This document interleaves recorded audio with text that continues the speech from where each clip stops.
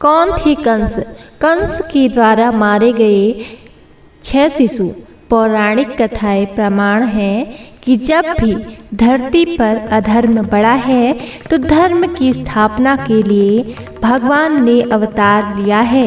भगवान श्री कृष्ण वह महानायक हैं जिन्होंने पूरी दुनिया को अधर्म और अन्याय के विरुद्ध खड़े होना सिखाया। द्वापर का समय था। उस समय मथुरा का राज्य कंस के हाथों में था।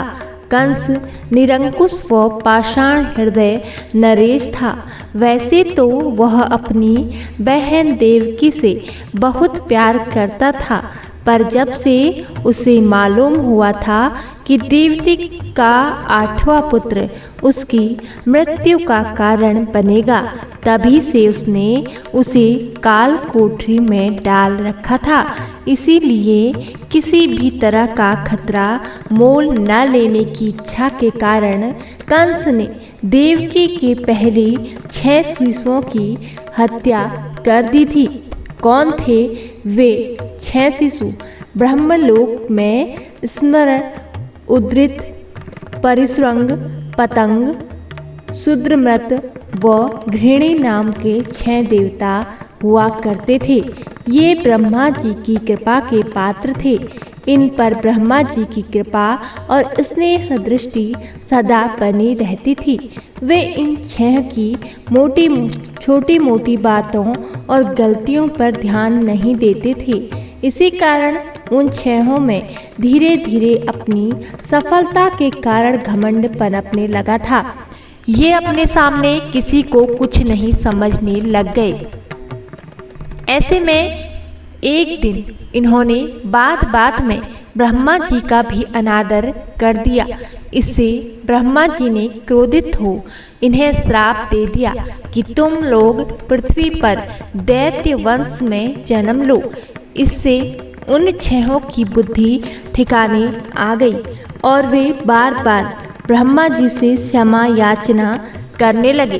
ब्रह्मा जी को भी इन पर दया आ गई और उन्होंने कहा कि जन्म तो तुम्हें दैत्य वंश में लेना ही पड़ेगा, पर तुम्हारा पूर्व ज्ञान बना रहेगा। समय अनुसार उन 6 ने राक्षस राज हिरण्यकश्यप के घर जन्म लिया।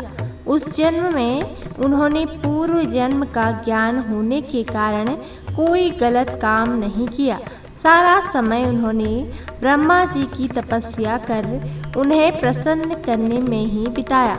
जिससे प्रसन्न हो ब्रह्मा जी ने उनसे वरदान मांगने को कहा। दैत्य योनि के प्रभाव से उन्होंने वैसा ही वर मांगा कि हमारी मौत न देवताओं के हाथों हो न गंधर्वों के, न ही हम हारी बीमारी से मरें। ब्रह्मा जी तथास्तु कहकर अंतर्ध्यान हो गए। इधर हिरण्यकश्यप अपने पुत्रों से देवताओं की उपासना करने के कारण नाराज था। उसने इस बात के ज्ञात होते ही उन 6 को श्राप दे डाला कि तुम्हारी मौत देवता या गंधर्व के हाथों नहीं, एक दैत्य के हाथों ही होगी। इसी श्राप के वशीभूत होकर उन्होंने देवकी के गर्भ से जन्म लिया और कंस के हाथों मारे गए और सुतल लोक में पुनः स्थान पाया। कंस वध के पश्चात जब श्री कृष्ण माँ देवकी के पास गए, माँ ने उन 6 शिशु को देखने की इच्छा प्रभु से की, जिनको जनते ही मार डाला गया था। प्रभु ने सुतल लोक से उन 6 शिशु को लाकर माँ की इच्छा पूरी की। प्रभु के सानिध्य और कृपा से वे फिर देवलोक में स्थान पा गए। बचपन से ही शनि भगवान श्री कृष्ण के प्रेम में निमग्न रहते थे। वयस्क होने पर इनके पिता ने इनका विवाह चित्ररथ की कन्या से कर दिया। उनकी पत्नी बड़ी तेजस्विनी और साध्वी थी। एक रात ऋतु स्नान कर पुत्र प्राप्ति की कामना से वह पति के पास पहुंची। शनिदेव ध्यान में बैठे थे। उन्हें बाह्य जगत का कुछ ज्ञान न था। पत्नी प्रतीक्षा कर थक गई, पर शनिदेव का ध्यान न टूटा। उस उपेक्षा से क्रुद्ध होकर पत्नी ने शनिदेव को श्राप दे दिया कि जिसे तुम देख लोगे वह नष्ट हो जाएगा। ध्यान टूटने पर शनिदेव ने पत्नी को मनाया। पत्नी को स्वयं पश्चाताप हो रहा था, किंतु सांप को वापस लेने की शक्ति उसमें नहीं थी। तब से शनिदेव सिर नीचा करके रहने लगे, क्योंकि वे किसी का अहित नहीं चाहते थे। उनकी दृष्टि पड़ते ही कोई भी नष्ट हो सकता है। देवकी के 6 पुत्रों की मृत्यु का कारण कंस द्वारा किया गया वध था, जो एक भविष्यवाणी के कारण हुआ था, जिसमें बताया गया था कि देवकी का 8वां पुत्र कंस को मारेगा। इन पहले 6 पुत्रों का पूर्व जन्म में मरीचि के 6 पुत्र थे, जिन्हें ब्रह्मा ने उनकी हंसी उड़ाने पर दैत्य योनि में जन्म लेने और कंस के हाथों मारे जाने का श्राप दिया था, जिससे उन्हें श्राप से मुक्ति मिलती। कंस निरंकुश व पाषाण हृदय नरेश था। वैसे तो वह अपनी बहन देवकी से बहुत प्यार करता था, पर जब से उसे मालूम हुआ था कि देवकी का 8वां पुत्र उसकी मृत्यु का कारण बनेगा, तभी से उसने उसे काल कोठरी में डाल रखा था।